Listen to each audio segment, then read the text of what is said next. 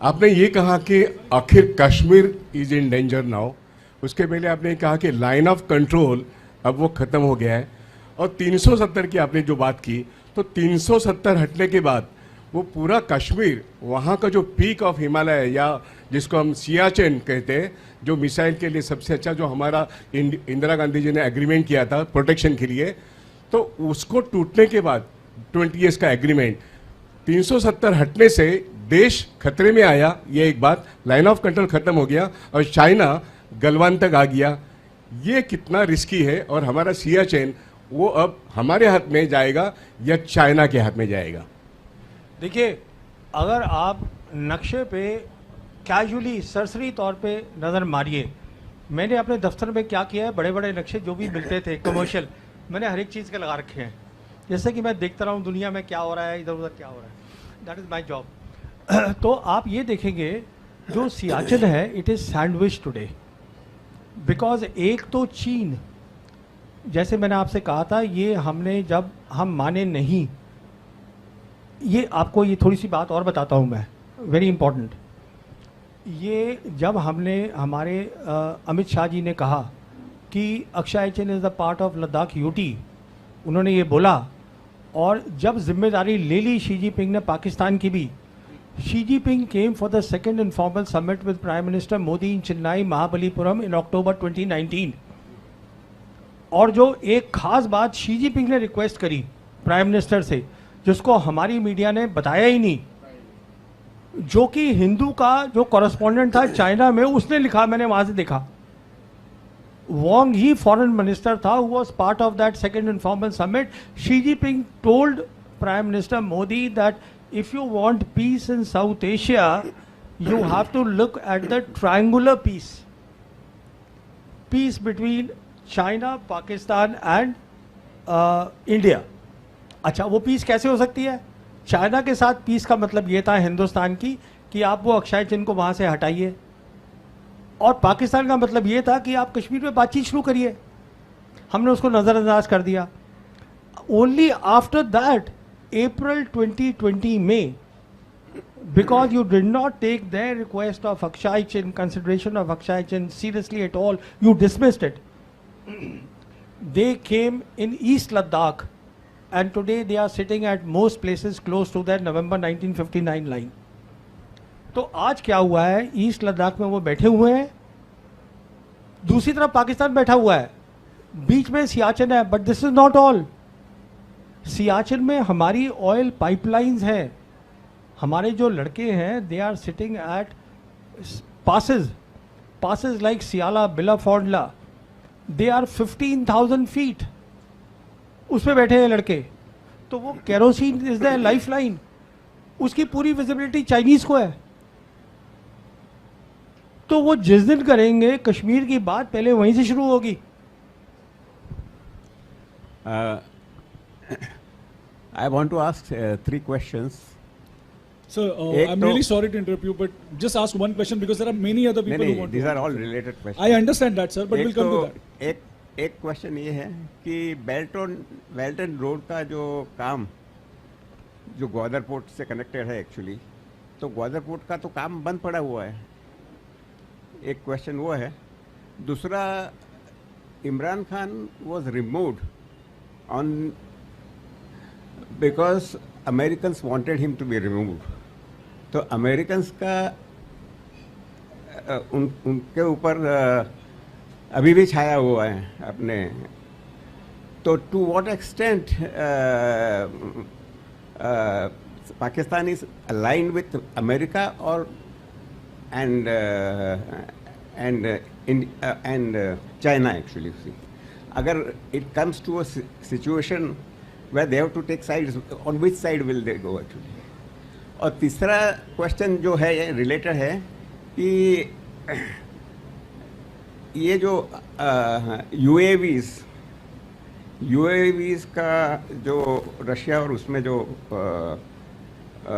इस्तेमाल हुआ है दोनों साइड से एक्चुअली, हैज़ इट चेंज?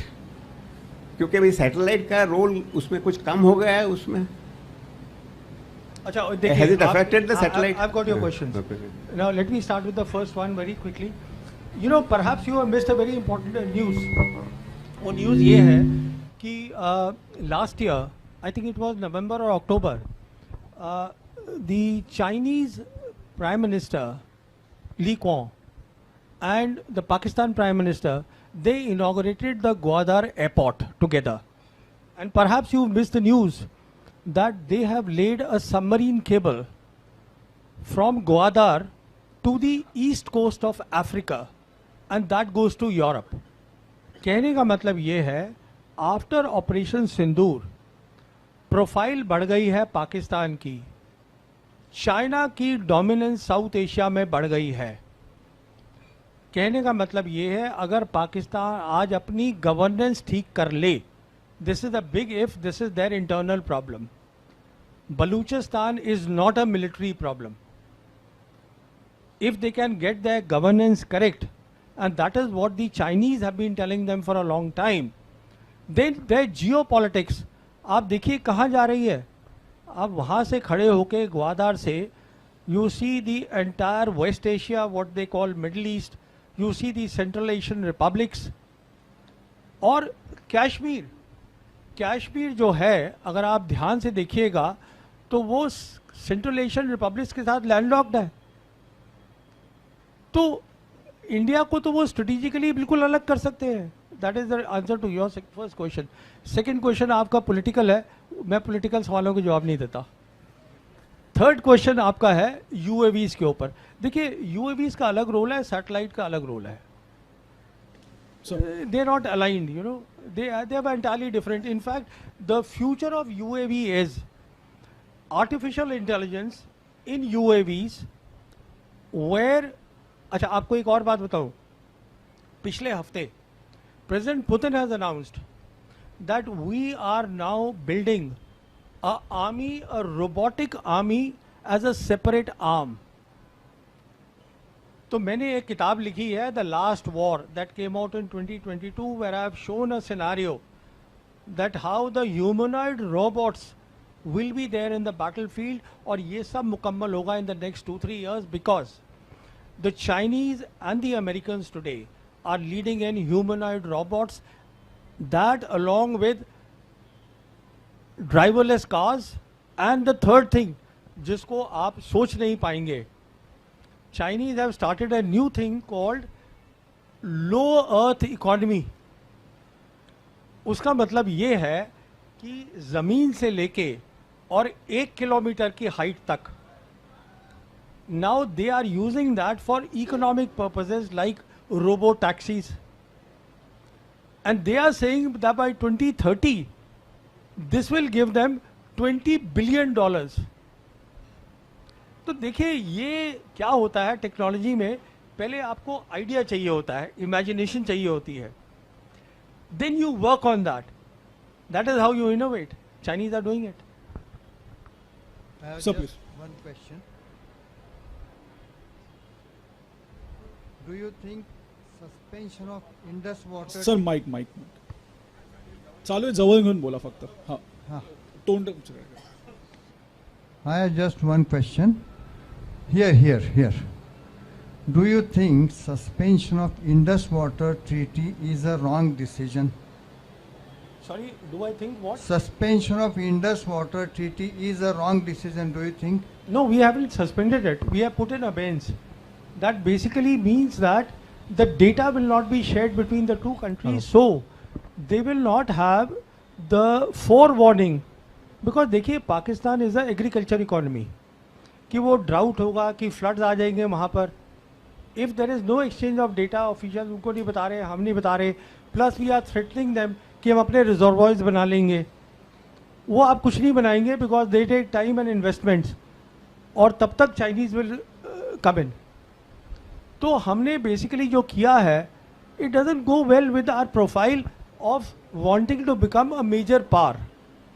ये छोटे मोटे मुल्क होते हैं ना, इधर उधर कुछ कर दिया types. When you are a major power, you have to think big. That's my thinking. Right. So Firoz, basically, I Firoz, think, if you can sit down because we are going live. Oh, sorry, and we're coming in sorry. front. Thank you. No, I thought, okay. No, I think Lavrov coming to India for the RIC is very, very important. India needs to come back on track on the BRICS issue.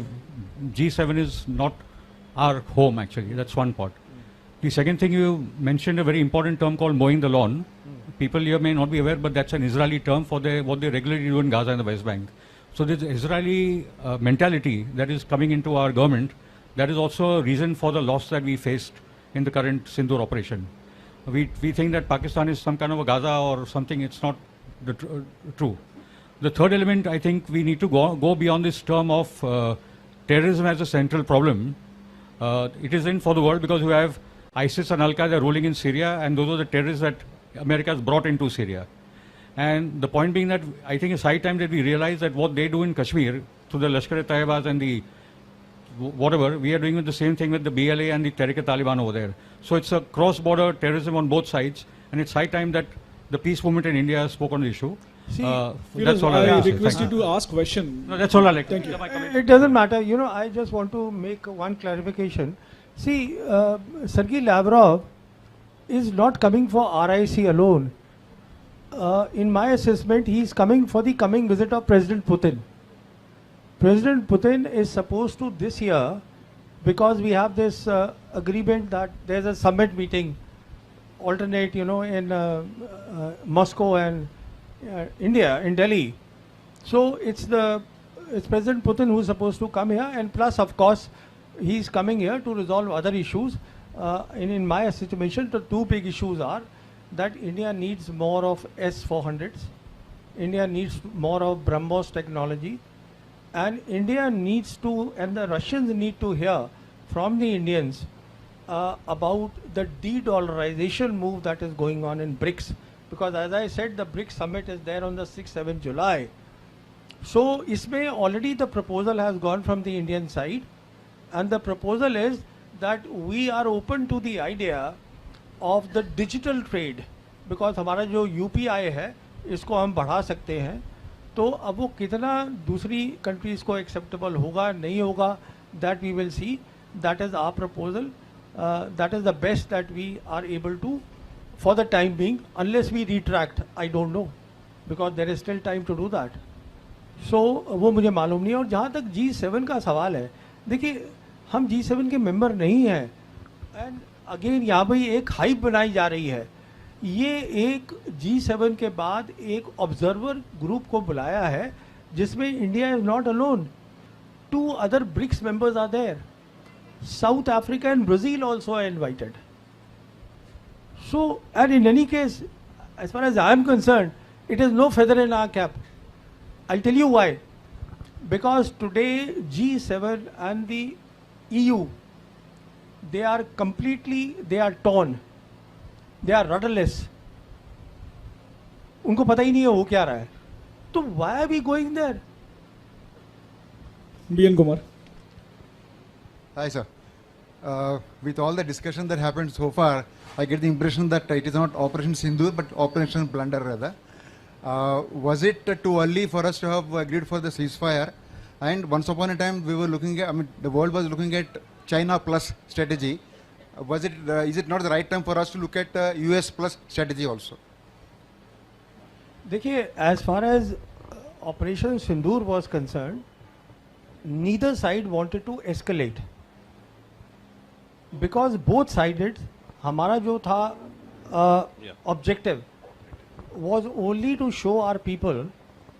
This was, in my assessment, the objective of the government, कि हम अंदर घुस के मार सकते हैं. And their objective was basically to learn the lessons. Not only have they learned the lessons, the Chinese also have learned the lesson, and I am absolutely certain that their top military officers would be confabulating and doing a lot of briefing and debriefing and making the next strategy. तो दोनों का, neither side wanted escalation, but दोनों side को idea हो गया है कि अगली लड़ाई जो होनी है, अगर हम अपनी पॉलिसीज नहीं बदलते, वो तय है. तो वो कैसे लड़ी जाएगी वो समझ में आ गया है. अब जहाँ तक आपने प्लंडर की और दूसरी बातें करी, वो पॉलिटिकल इश्यूज है, मैं उनमें नहीं जा रहा हूँ.